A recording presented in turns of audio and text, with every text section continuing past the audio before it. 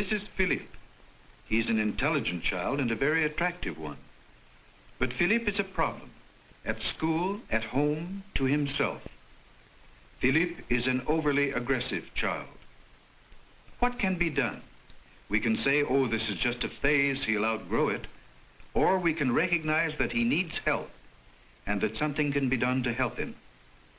This is the supervisor of his nursery school, Miss Steinberg. He tried to choke a little boy because this little boy wanted to play with a little girl that he was particularly interested in. He's inclined to reject any authority or limits set for him by the teacher. And it became so bad, even to the extent of hitting the teacher, that we had to ask the mother to come in to see us. And we recommended that she goes to the Children's Hospital for help. This is Dr. Hyman Kaplan. Your mommy is worried because you used to do so much fighting at school. And she'd like to know how we could teach you not to fight so much. Do you have any ideas? No. Would you like to learn how Yeah. not to fight? Well, do you think fighting is the best way to do things? Yeah. And you don't feel you know any other way? No. This is Philippe's mother. He's terribly disobedient. A child has to know and has to respect authority from a teacher or from a parent. I feel somewhere along the line I failed. He's a child that has really everything a child would want. And it's really quite disheartening. There's something that it just makes one feel like a failure. Doctors will spend time with Philippe and with Philippe's mother. It's more useful if both parents come, since both are a part of the problem. But even if only one will come, this can be alter the home situation which contributes to Philippe's problem. Play therapy enables the doctor to enlist and probe the child's feelings, his feelings about his home, his parents, and how he deals with the world about him. There's nothing magical about it, and nothing that is threatening to the home. If the pussycat went to school and made trouble for the teacher, you'd whip the pussycat. Yeah. And would that help the pussycat learn how to do better at school? Yes, because they'll remember it. They'll remember it. And if they're bad at school, I get them a wham-wham. A wham-wham. That doesn't make a lot of sense to me, because you've had whippings and you've had punishments, and has that helped you learn to enjoy school a lot better? No. Then wham-wham. Gun in your head. Wham-wham doesn't always help. I don't have a whip in my hands. Is that what you were looking for? I just have hands that I can sort of get close to you with and love you. You love me? And be friendly to you. Yes, I love you because I'm a doctor that's trying to help you. And I'm trying to help you by trying to find out how I can help you enjoy your school without fighting all the other kids so much, because there must be a good reason why you fight all those kids. On the one hand, you say he's got everything he wants, and then you say, somehow I feel he's missing something, and more than that, you say, you feel you're the one that's making this missing occur.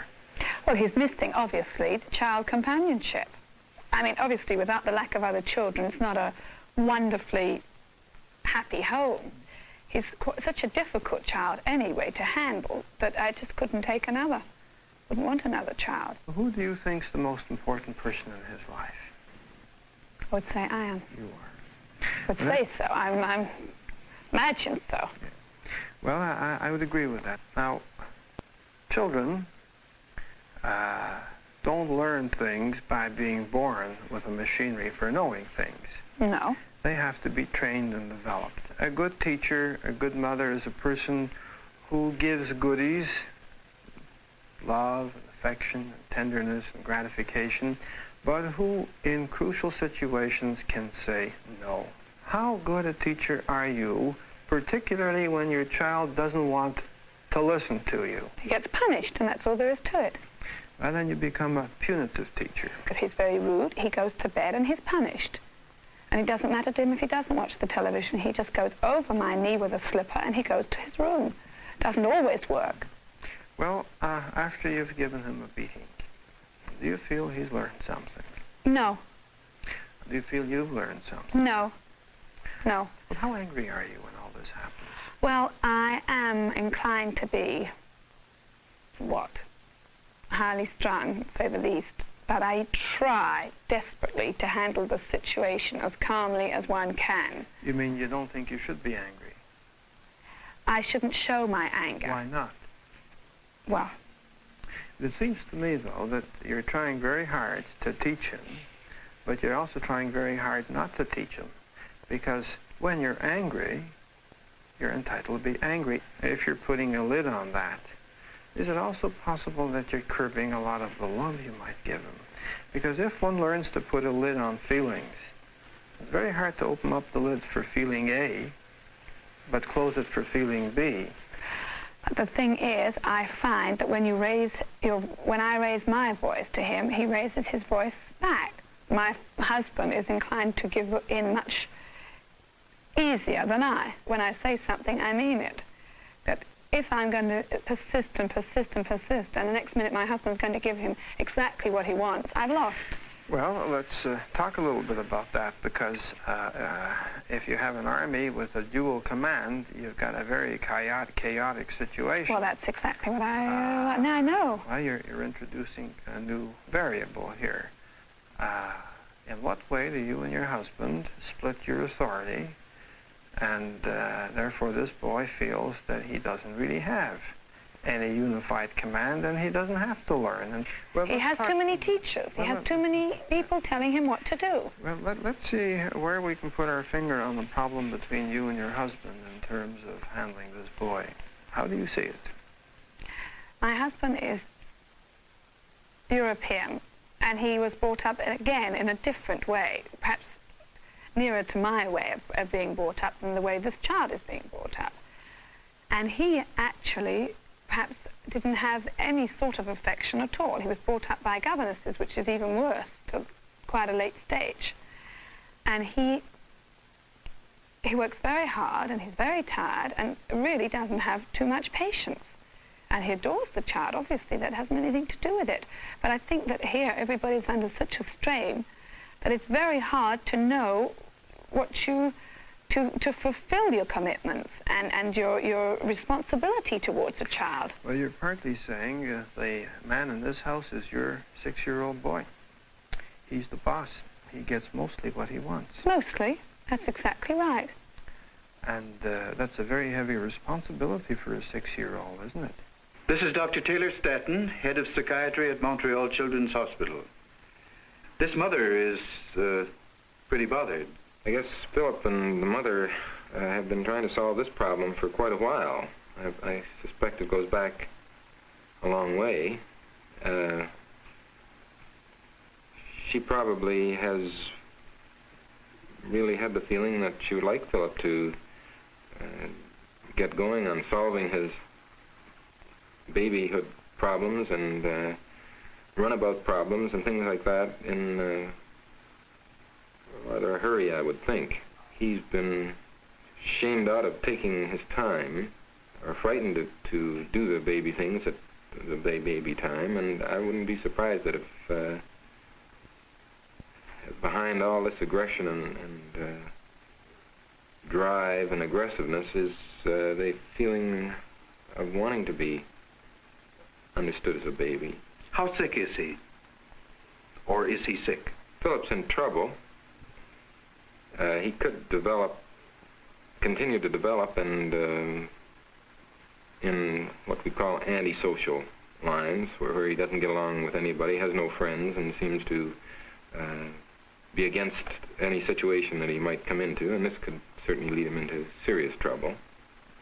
Philip, on the other hand, I get the feeling from what I've seen so far, probably has considerable strength, certainly enough to get what will take care of him and look after him in perhaps rather a selfish way. How rigid a pattern is this aggressiveness of his at this age? It's not uncommon for aggression to come to the fore at this point. But not this much. Not this much, because this is quite disrupting to everybody. I just wonder, and this will be the real test, as to whether or not we're going to see any softness and babiness and lovingness come through in Philip. If some of this does come through, then I think that Philip will be able to solve his problems in a rather satisfactory way with a little bit of help. Facts are one thing, feelings another. The doctor must see the problem as the mother feels it. I'm trying to get at your feelings, and you seem to be hiding them and covering them up. But I would expect that you would be either very angry with your husband or very sad and hurt that you lost, because you said you don't like to be a loser. No, I don't. Well, what happens when you are a loser? Because here is a situation where you are a loser. You've been a loser with your 6-year-old child for a long time. That's what you're telling me. When I lose, Your when I say boy's something... gone out skating. He was supposed to stay in bed. Your husband let him go. And you lost on that occasion. What is it that you're feeling inside you? Perhaps sadness? Sadness more than anger. Yes. Which hurts more? Sadness. Is your sadness deep down? Is it close to the surface? Have you ever cried? Regarding that, no. The only time I was very upset was when I was phoned from the school to say that they thought he was much better off not to be there any longer. And it was the way that it was put to me that was... I mean, it was just out of the blue. I was just phoned to say that the child was not adjusting and he was disturbing the class. And it was very... put to me very badly, because it's not a teacher's place to phone. It's the principal's place to phone. What you're putting emphasis on protocol, who should call you. I think you're trying to avoid the catastrophe that your child was expelled from school. Well, expelled, yes, but expelled usually expel thieves and... Well, expelled means being... horrible. I mean, it wasn't his fault that he was asked to leave, because he wasn't handled correctly. This is the supervisor of the nursery school he was asked to leave. He was the eldest in the class at this point, and somehow he wasn't up to the level of the other children. And not intellectually, only because he couldn't cope with himself or cope with anything that was taking place. The children were involved in learning things which required more attentiveness and a circle where they sat down for a period of time and discussed various things. And Philip realized he couldn't cope with this. So he would ask to go and visit a younger class. And we tried this on occasions. He came to visit various classes, but immediately became attached to one child and showed his affection by beginning to hurt this child. I spoke to Philip's mother and told her that unless she got some help, we couldn't manage to keep Philip at the way he was now. We were only equipped to do a certain amount, and we were only trained to a certain level, and we felt that Philip needed more help than we could give him, or that we needed direction in helping Philip or in understanding Philip. Now, the father became quite hostile. He said he couldn't understand that if we were such experts in nursery school, why we couldn't cope with the situation. And we explained that we weren't such experts in, behavior problems, in the sense that Philip was beyond our understanding. It's nice of you to join us. I thought it would be a good idea if we spend a little time talking about some of the things that I've tried to observe as I've spent a half hour or so with Philippe. And, Yes? you want to show your mommy what we're doing. Mm-hmm. How do you feel about me telling your mommy what we're doing? No. Can I tell her, Mommy, too? you can get those things to bring them over here. Yes. You got a whole mouthful. But you like to play and eat and talk and breathe and grow all at one time, like a real hungry alligator. And I like this. Yes. Aren't they cute? This is a mummy, and a daddy. And they've been playing a game most of the morning. What's the game they've been playing? Husband wife. They've been playing a husband and wife game with a lot of kisses and hugs. Lots of kisses and hugs. So many that you think this Mummy and Daddy never raised their eyebrows at each other and never had an argument with each other, and mostly at breakfast time, when everybody had a whole lot of bacon for breakfast. Really? Yep. Oh, nice. That's one story that Philippe's been telling us, and he's been coming back to that story again and again. The Daddy being a very, very amorous, affectionate husband, and with lots of kisses and hugs for Mummy. And I think it's Philippe's way of saying that, oh, when you can give a Mummy lots of hugs and kisses, then your Mummy becomes such a happy Mummy. And when you were a little boy like Philippe with lots of hugs and kisses, then you can be not a fighting boy at school, but maybe a happy boy at school. But then, you see, we ran into a bit of trouble. Not really trouble, but game trouble. The alligator became very, very hungry. Really? And he wanted to eat up the Daddy's head. And I think the alligator was Philippe. And I think Philip became very angry. But he says, I always get what I want. And that's why I fight. And I fight to get what I want, even though I sometimes never really get what I want. All right, Anderson, I want that thing now. You want it right now. And you don't think you can wait longer at all. Yes, you can, Philippe. I cannot. I don't And interrupt. are you getting to be a hungrier alligator? Or are you getting to be an angrier alligator? Now get the angry man. That's the angry alligator. And you ever get to be a sad alligator? A sad little alligator that says, I want something. And I can't, and I want, and do you ever feel that? I want something to eat. Right now, that's right. And I want to get that man right now. And I want to get the apple juice right now. And I want my daddy to kiss my Mummy right now. So everybody can be real happy. Good night. Well, I'm going to get to sleep. How would you like to lay down in my arms and fall asleep in my arms? You see how sleepy you are, right? Well, can you cuddle in my arms? Ah. And now you can be that little baby with one tooth. And I wonder, what's better, a big, hungry alligator that wants things, or a little baby with one tooth that can start life all over again and be cozy and comfortable? What do you like best? What would you rather be? A big, angry boy, very hungry, or a little, cozy baby with one tooth? A big alligator. A big alligator. And the big alligator, is he happy when he wants all the things he can't get? Is he happy when the teacher's fighting with him? No. And when his Mummy takes her slipper out? And when the Daddy shouts? And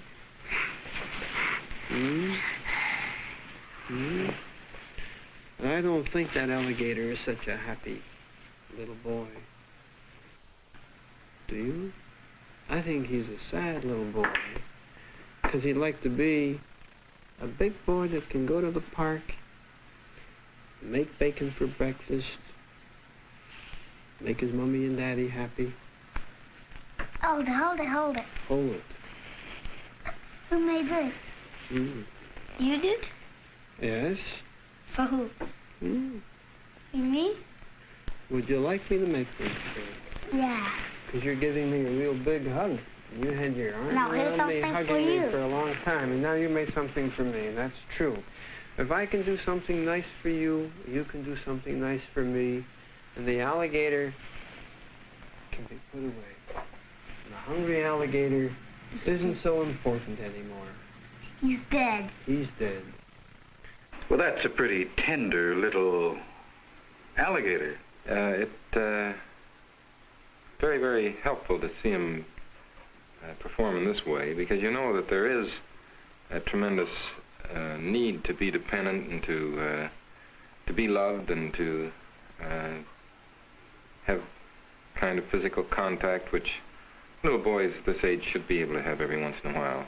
He's not quite as tough and as hard as he would like to, as he's tried to make people think. If he was as tough and as hard as he's made a lot of people think, he'd be in deep trouble. I don't think he's quite in as deep trouble as perhaps they felt he was at the beginning. People need some support and help as to how to handle him.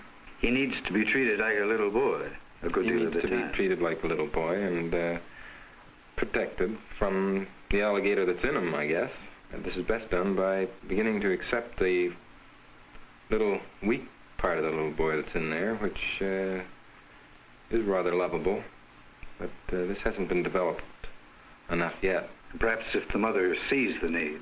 She seems to be prepared to deal with this part of him again. She has the same patterns that he has in a different way. But I guess without realizing it, she's probably been exposing him to this rather aggressive way of dealing with things. The point is they need help. Oh, they need help. Yes, this family was really in a very tight jam, and they needed something or somebody to see that there were other ways of living than the way that they had been living. Otherwise, the boy couldn't have lasted in school or gone through school, perhaps. Well, this may have been his way of letting everybody know that there's something wrong, and some help had to be given to him. This is a symptom, and he's crying out to get the pain relieved, so to speak. It is 7 months later.